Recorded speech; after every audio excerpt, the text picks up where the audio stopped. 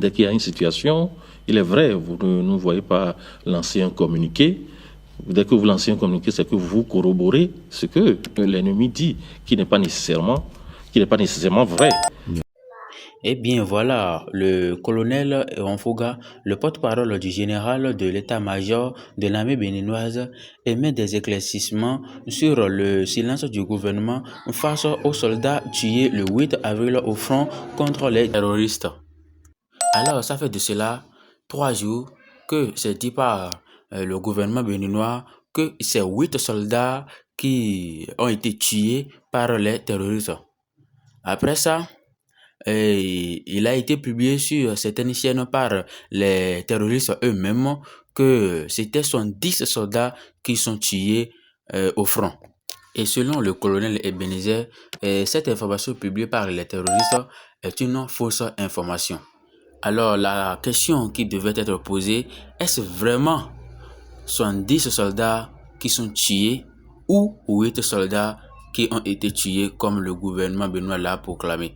Alors, suivez dans cette vidéo l'intégralité de cette information et n'oubliez pas de vous abonner. Nous faisons des opérations, nous mettons en place aussi notre système de communication pour pouvoir rendre plus efficaces nos opérations. Ça fait partie des fonctions opérationnelles en fait de toute armée.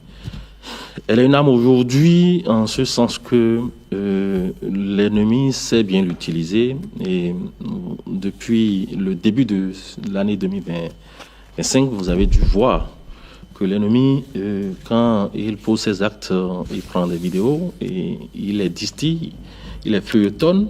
Ils font de la propagande. Il les distille, ils font de la propagande.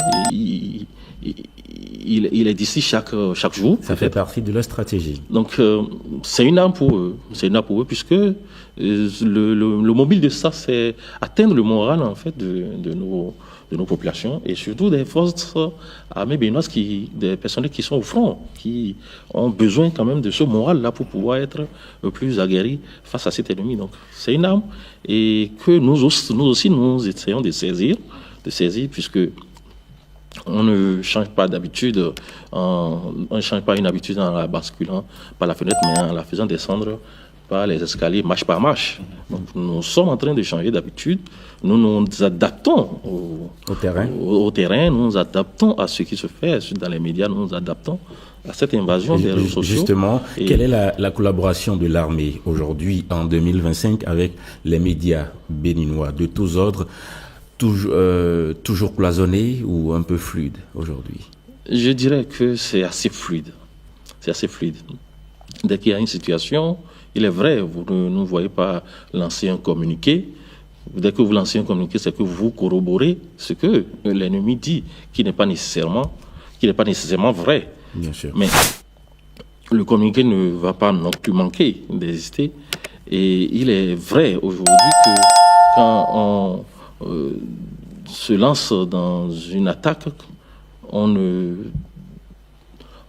peut pas dire aux journalistes, voilà ce que nous sommes en train de faire, mais après coup, dès qu'il y a une situation, les journalistes ils ne cessent pas de m'appeler, moi, et je leur livre ce que je dois pouvoir leur livrer comme information pour qu'ils puissent savoir communiquer par rapport à ça. Onfoga, essayons de nous mettre dans la tête du citoyen lambda que nous, on représente sur ce plateau.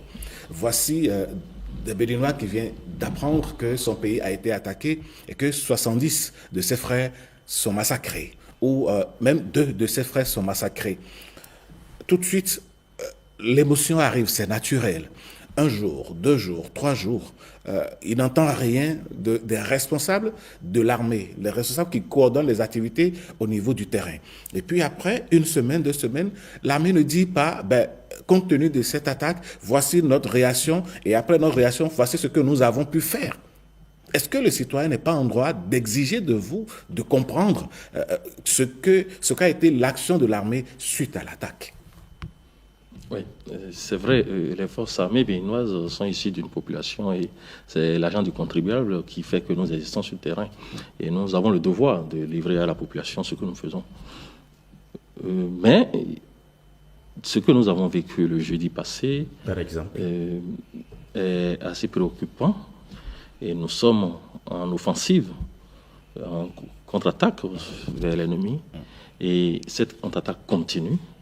C'est une attaque qui a duré et qui continue d'exister, puisque cet ennemi, cette fois-ci, est assez teigneux, il ne veut pas céder de la place, il est venu, il nous a attaqués, et on le fait bouter du territoire, mais il est teigneux, il reste sur place.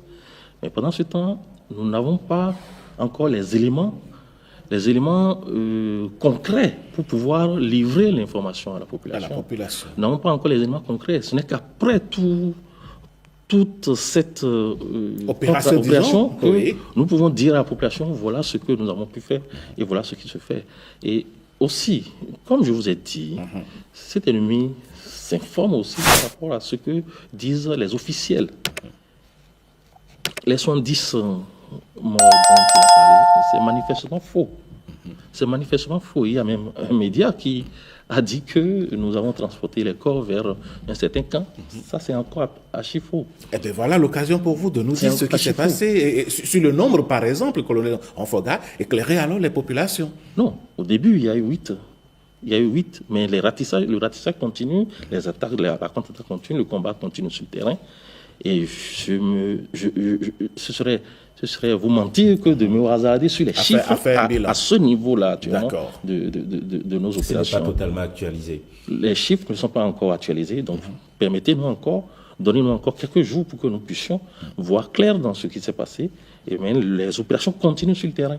Aussi bien aérienne que terrestre. Vous l'avez évoqué, vous avez évoqué les pays de l'AES, oui. il faut le dire. Bien sûr. C'est vrai qu'ils ont subi et pendant longtemps les attaques terroristes. Le Bénin aujourd'hui est pratiquement dans le même schéma puisque il y a quelques années en arrière, notre pays n'était pas aussi attaqué fréquemment et tout le temps. Vrai. Alors, quand on regarde un peu la stratégie communicationnelle de l'AES, dès qu'ils envoient le drone, dès qu'ils font les combats sur le terrain et tout, ils ont choisi, ça c'est leur choix. Peut-être que notre armée a sa stratégie également. À la télévision nationale, burkinabé, nigérienne ou malienne, on voit un peu comment est-ce que les combats se mènent. On voit, les images sont là, les réseaux sociaux sont mis à contribution et la population se rend compte que dans tel coin, il y a des terroristes qui viennent de massacrer nos parents, mais la réponse de l'armée a été fulgurante. Ainsi de suite. Qu'est-ce qui empêche l'armée béninoise d'adopter une telle stratégie? Non, nous ne pouvons pas adopter cette stratégie dans la mesure où nous ne vivons pas exactement les mêmes situations, même si par définition, nous sommes tous attaqués par des groupes armés terroristes, d'où qu'ils viennent, quels qu'ils soient, et peu importe la dénomination qui est la leur. Mais il faut aussi rappeler que derrière les campagnes de communication qu'on peut retrouver dans les pays de l'AES, il y a aussi une communication qui est très interne et qui est très nationale, qui est même une communication politique, parce que, rappelez-le, ces pays aujourd'hui sont dirigés par des pouvoirs militaires et qui ont besoin, qui sont en attente constante de surcroît de légitimité. Donc, en fait, ces pays, effectivement, qui ont changé donc de main, qui sont passés de régime civil à des régimes militaires, ont besoin de justifier que, effectivement, s'ils sont là aussi, c'est aussi pour des raisons, c'est possible des questions sécuritaires.